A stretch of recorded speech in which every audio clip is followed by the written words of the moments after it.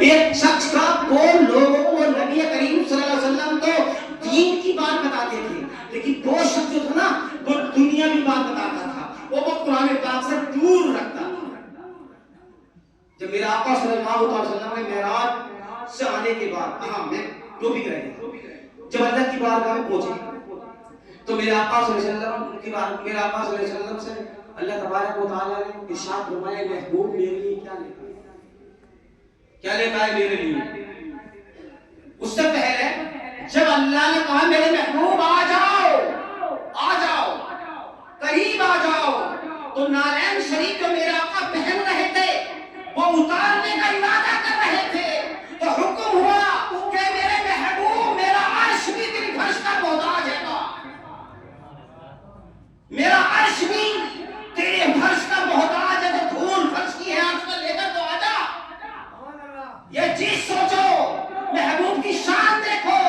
آج کچھ لوگوں نے محبوب کی شان کو کتنا کم کر دیا، ہم جیسا بشر۔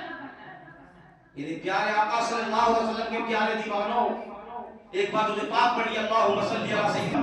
جب میرے آقا صلی اللہ علیہ وسلم اللہ کی بارگاہ میں پہنچے تھے، نالین پہلے چلے گئے، فیس ٹو فیس ملاقات ہوئی، آمنے سامنے سے ہوئی، فکان قاب قوسین، ایک تیر کمان کے فاصلے سے بھی کم ملاقات ہوئی۔ میرے آقا نے حدیث پاک میں ارشاد فرمایا کہ میں نے رب کو اپنی ماتوں کی نگاہوں سے دیکھا، دیکھنے کے بعد تو اللہ فرماتا ہے محبوب میرے لیے کیا لے کر آئے؟ تو میرے آقا فرماتے ہیں میرے مولا تیرے لیے میں وہ لایا جو تیری جنت میں ہے ہی نہیں۔ فرماتا میری جنت میں کس چیز کی کمی ہے؟ عبادت بھی ہے، ریاضت بھی ہے، حور بھی ہے، ملائکہ بھی ہے، سب کچھ۔ تو میرا آقا فرماتے ہیں میرے رب تیری بارگاہ میں بدنی عبادت نہیں ہے۔ میرے آقا نے فرمایا التحیات للہ والصلوات والطیبات والسلام علیکہ۔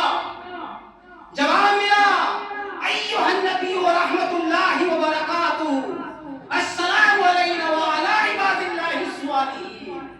فرشتوں نے پڑھا اشہد ان لا الہ الا اللہ واشہد ان محمد۔ کیا مسلمان، کیا شان ہے میرے آقا کی۔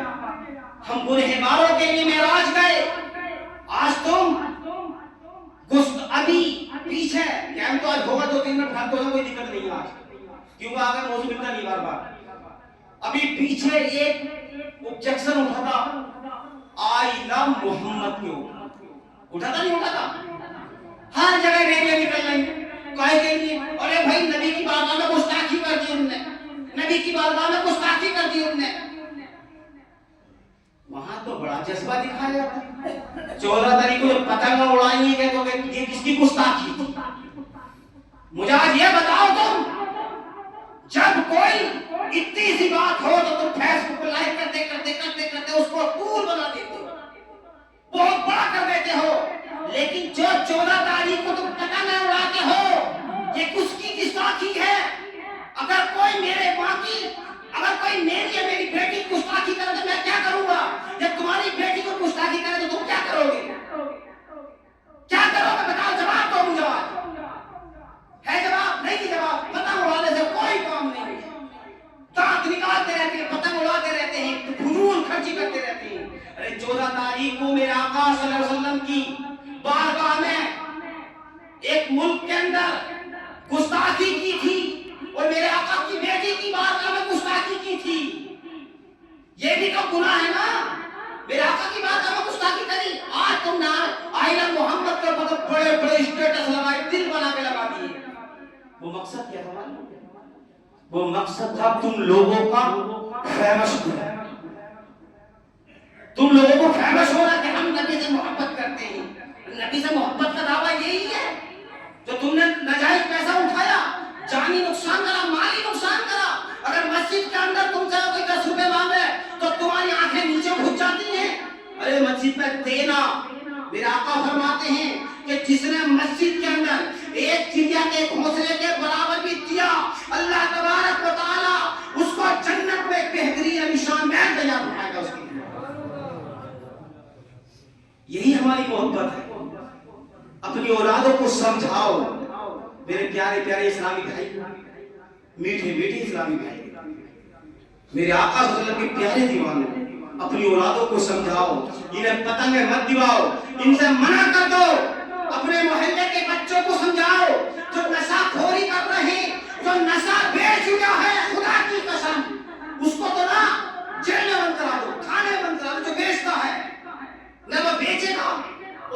والا پیے گا، لیکن ہمیں کوئی کام نہیں.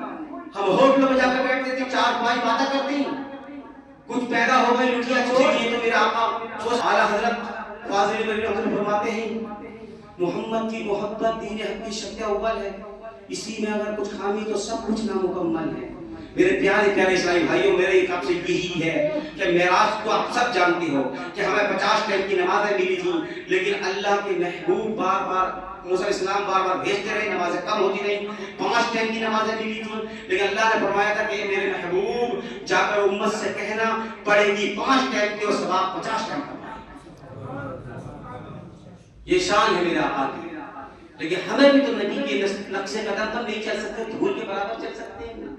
کربلا والوں کے صدقے میں ہم توبہ کر لیں کہ اللہ آنے والے سال میں اگر ہم پتنگ اڑائیں تو ہمارے اللہ ہمارے گناہوں کو معاف فرما. لیکن نہیں، جب 15 تاریخ 14 تاریخ آئے گی پھر معاف کر لیں. اسی لیے کہتا ہوں ماتا سترو پتا میری اینو والو پٹھیتا نہ سبتے سوبتے حضمت بکویتا، یعنی کہ باپ جو ہے اولاد کے لیے سب سے بڑا زلزلہ ہے. وہ اولاد کو نہیں سمجھا سکتا. اور اپنے بچوں کو مدرسے میں پڑھاؤ، طالب علم بناؤ، انہیں کچھ سمجھ میں آ جائے کہ قرآن پڑھنا اگر آ گیا. آج میں تم سے اگر پوچھوں کچھ لوگوں سے کہ نماز میں کتنے واجب ہیں، کوئی بھی نہیں بتا سکتا. اگر میں تم سے پوچھوں کہ نماز میں باہر کے اندر کے کتنے فرض ہیں، کوئی بھی نہیں بتا سکتا. 70 آپ بھی نہیں بتا سکتے. جنہیں دین سے محبت ہے، جنہیں دین سے لگن ہے، وہی بتا دیں گے. جنہیں کاروبار سے محبت ہے وہ نہیں بتا سکتے کہ واجب ہوتے کتنے اور واجب چھوٹنے سے ہوتا کیا ہے اور واجب کہاں کہاں چھوٹتا ہے. ہمارا بتا دیجیے کو نہیں ہے نا. کیوں؟ ہم جمعہ پڑھنے والے آدمی ہیں، 2 روٹی کھانے والے مسلمان ہیں، اور ہم گناہ کرنے والے مسلمان ہیں. گناہ سے ہم توبہ کر نہیں سکتے، کیونکہ اگر ہم گناہ توبہ کر لیں گے تو ہمیں شرم آ جائے گی. اور ایسے ایسے چور اللہ کے ولی بن گئے، ایسے ایسے شرابی اللہ کے ولی بن گئے. آپ نے سنا ہوگا حضرت بشر حافی کا نام سنا ہوگا. حضرت بشر حافی شراب کھانے چلاتے تھے. میں ان نشیڑیوں سے کہہ رہا ہوں جو کہ نشہ بیچتے وہ بھی سنے میری بات کو. حضرت بشر حافی نے جب توبہ کری تو اللہ تبارک و تعالی نے بغداد کے جانوروں کو حکم دیا کہ جانوروں میرا بشر نکلے گا، یہاں پر چھپائے مت کرنا. آسمان کیا اوقات ہے.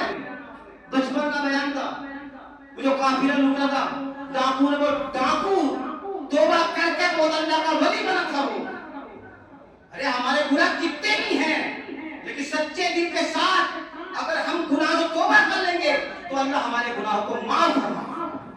تو سبھی حضرات سے میری گزارش ہے کیا آج شام کو 27 رجب ہو جائے گی انشاءاللہ، اور کل کو سب لوگ اپنے محبوب کی محبت میں ان نمازوں کے